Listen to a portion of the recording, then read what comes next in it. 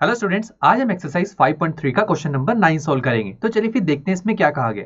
देखिए, if the sum of first 7 terms of an AP is 49 and that of 17 term is 289, find the sum of first 10 terms. देखिए, किसी AP में उस AP की पहली 7 terms का सम हमें गिवन है जो कि है 49। लिख लेते हैं। देखिए, हमें गिवन है सम ऑफ फर्स्ट 7 टर्म्स इज 49। उसके बाद ये भी कहा गया है कि उसी एपी में पहली 17 टर्म्स का सम हमारे पास गिवन है 289। तो पहली 17 टर्म्स का जो सम है वो है 289। हमें अब बताना है find the sum of first n terms. हमें n टर्म्स का सम बताना है। तो n टर्म्स का सम बताना है तो n की वैल्यू तो n ही रखेंगे, बिकॉज यहाँ n नंबर ऑफ टर्म्स का मुझे सम करना है। तो n की वैल्यू को तो हम n ही रखेंगे। तो देख लेते हैं कि सम निकालने के लिए हमारे पास कौन सा फॉर्मूला बेस्ट फिट बैठेगा। तो देखते हैं। सबसे पहले देखिए, सम हमें निकालना है, क्वेश्चन मार्क लगाते हैं इस पर। देखिए, n मुझे पता है, देखिए n की वैल्यू को तो n ही रखेंगे। a यानी कि फर्स्ट टर्म नहीं पता, n को देखिए n रखेंगे, ठीक है। d यानी कि कॉमन डिफरेंस हमें नहीं पता। तो मतलब फर्स्ट फॉर्मूला में मुझे दो क्वांटिटीज नहीं पता। सेकंड फॉर्मूला चेक करते हैं। सम ऑफ n टर्म्स ये हमें निकालना है, ठीक है, क्वेश्चन मार्क। n की वैल्यू हमें पता है, ठीक है। a की वैल्यू नहीं पता और nth टर्म भी नहीं पता। तो सेकंड फॉर्मूला में भी मुझे दो क्वांटिटीज की वैल्यू नहीं पता। तो देखिए, आप कौन सा फॉर्मूला चूज करेंगे, बिकॉज दोनों फॉर्मूलाज में ही दो क्वांटिटीज नहीं पता हमें। तो देखिए, मैं तो फर्स्ट फॉर्मूला चूज करूंगा, बिकॉज फर्स्ट फॉर्मूला में मुझे फर्स्ट टर्म यानी कि ए और कॉमन डिफरेंस यानी कि डी चाहिए। और ए और डी हम निकालना बहुत बार सीख चुके हैं और इजी भी है निकालना। तो फर्स्ट फॉर्मूला ही हम चूज करेंगे और ए और डी निकालना पहले सीखेंगे। तो देखिए, हमें फर्स्ट टर्म और कॉमन डिफरेंस चाहिए, तो हम जो हमारे पास गिवन वैल्यूज हैं उसी की हेल्प लेंगे। देखिए, सम ऑफ 7 टर्म्स जो है 49 है। तो क्या मैं इसको एक इक्वेशन की फॉर्म में लिख सकता हूँ? बिल्कुल, बहुत इजी तरीके से हम लिख सकते हैं। देखिए कैसे। अगर मैं इस इक्वेशन में n की वैल्यू को 7 पुट करूं तो क्या होगा। देखिए, तो देखिए हमें अब S7 की वैल्यू पता है जो कि है 49। तो चलिए इस इक्वेशन को सोल्व करते हैं।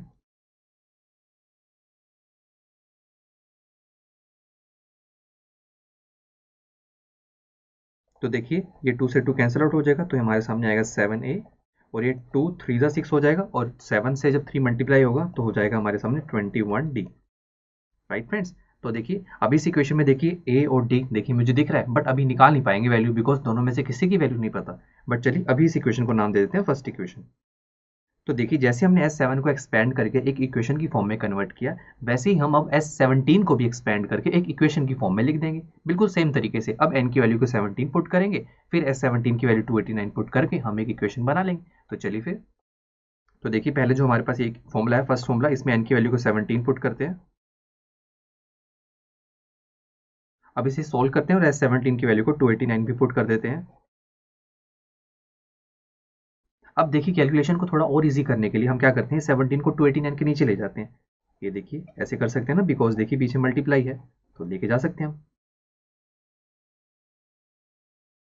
तो यहाँ क्या रह जाएगा, 1/2 2a plus 16d। Right friends. अब 289 के नीचे 17 पता है क्यों लिखे गए, बिकॉज 17 जो है 289 को डिवाइड कर देता है और हमारे पास आंसर आता है 17। राइट। और जैसे ही आप 1/2 को ब्रैकेट के अंदर वाली क्वांटिटी से मल्टीप्लाई करेंगे तो देखिए 2 से 2 तो कैंसिल हो जाएगा, तो ये रह जाएगा a। और ये 2 8 जा 16 हो जाएगा, तो यहाँ हो जाएगा 8d। देखिए कितनी सिंपल इक्वेशन आ गई। इसे हम नाम दे देते हैं अब सेकंड इक्वेशन।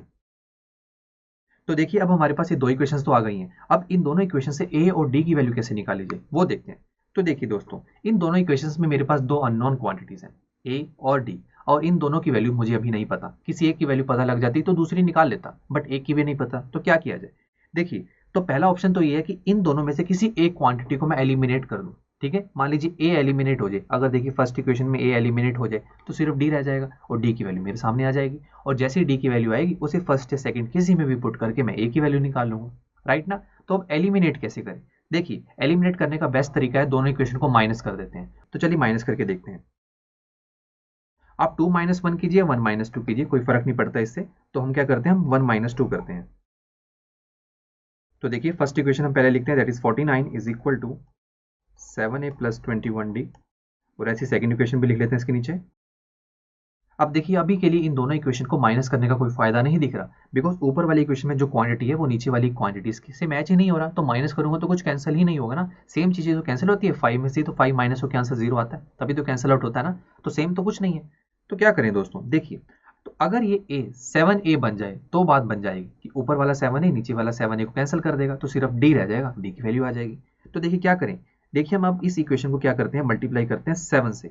तो देखिए हमारे पास एक दोबारा से इक्वेशन लिखते हैं, क्या बनेगी। तो देखिए हमने इस इक्वेशन पूरी इक्वेशन को 7 से मल्टीप्लाई किया तो हमारे पास ये इक्वेशन आ गई। देखिए जो फर्स्ट इक्वेशन है वो तो सेम ही है, सेकंड इक्वेशन में देखिए चेंज आ गया बिकॉज इसको 7 से मल्टीप्लाई किया। तो अब देखिए अगर मैं माइनस करूँ तो कुछ कैंसिल आउट होगा। देखिए आप साफ देख सकते हैं कि 7a से 7a कैंसिल आउट हो जाएगा और यही हमें चाहिए था।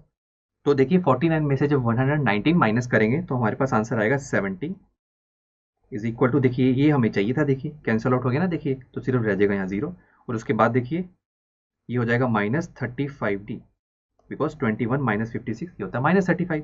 तो चलिए हमारे पास अब देखिए क्या इक्वेशन बनी, -35d। और हाँ दोस्तों देखिए 49 माइनस 119 है ना, तो पीछे माइनस आएगा ना बिकॉज 119 जो बड़ा है उसके पीछे माइनस है, तो ये हो जाएगा -17। तो देखिए डी की वैल्यू हमारे सामने आ जाएगी ना, -70 अपॉन 35। तो देखिए माइनस से माइनस भी कैंसिल हो जाएगा और 35 टू सा होता है 70। तो डी की वैल्यू कितनी आ रही है हमारे पास, 2। तो देखिए अब हमारे पास डी की वैल्यू आ गई और डी की वैल्यू जैसे ही आ गई अब हमारे पास, तो उसे सेकंड या फर्स्ट किसी में भी पुट करके मैं अब ए की वैल्यू निकाल सकता हूँ। ठीक है, तो अब चलिए ए की वैल्यू निकालते हैं। देखिए मैं यहाँ पर अब डी की जो वैल्यू है उसे फर्स्ट इक्वेशन में पुट कर रहा हूँ। तो कीजिए 49 is equal to 7a plus 21 into, देखिए डी की वैल्यू हो जाएगी 2, तो ये हो जाएगा 49 is equal to 7a plus ये हो जाएगा 42। तो 49 minus 42 is equal to 7a, 7 is equal to 7a।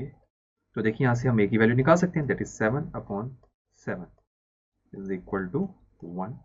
तो देखिए दोस्तों अब हमारे पास a की वैल्यू भी आ गई, d की वैल्यू भी आ गई, दोनों आ गई। और यही डिमांड थी हमारे फर्स्ट फॉर्मूला की, अगर a और d की वैल्यू पता लग जाए तो हम अब सम ऑफ n टर्म्स निकाल सकते हैं। तो चलिए अब सम ऑफ n टर्म्स निकालते हैं और फर्स्ट फॉर्मूला का यूज करते हैं।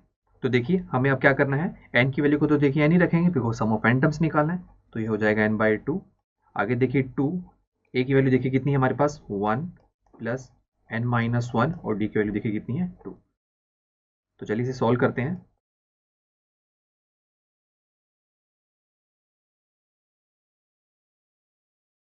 देखिए 2 से 2 भी कैंसिल आउट हो गया तो हमारे पास एस एन की वैल्यू आ गई। देखिए n इंटू एन ये हो जाएगा n स्क्वायर। तो देखिए सम ऑफ n टर्म्स हमारे सामने आया n स्क्वायर और ये तो बहुत ही इंटरेस्टिंग हमारे सामने रिलेशन आ गया। देखिए कैसे, देखिए अगर मैं अब आपसे कहूँ कि बताइए सम ऑफ 5 टर्म्स, बताइए कि इस एपी में सम ऑफ फर्स्ट 5 टर्म्स कितना है। तो जैसे ही आप n की वैल्यू 5 पुट करेंगे तो क्या होगा S5। देखिए मैं बताता हूँ आपके सामने, ये हो जाएगा S5 is equal to 5 square that is 25।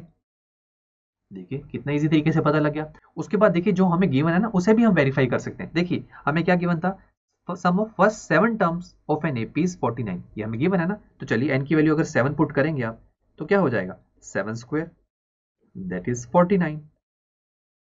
उसके बाद देखिए हमें एक और चीज भी कही गई थी ना कि सम ऑफ फर्स्ट 17 टर्म्स इज 289। तो बस आप n की वैल्यू 17 पुट करेंगे तो क्या होगा S17 is equal to 17 square और 17 स्क्वायर क्या होता है 289।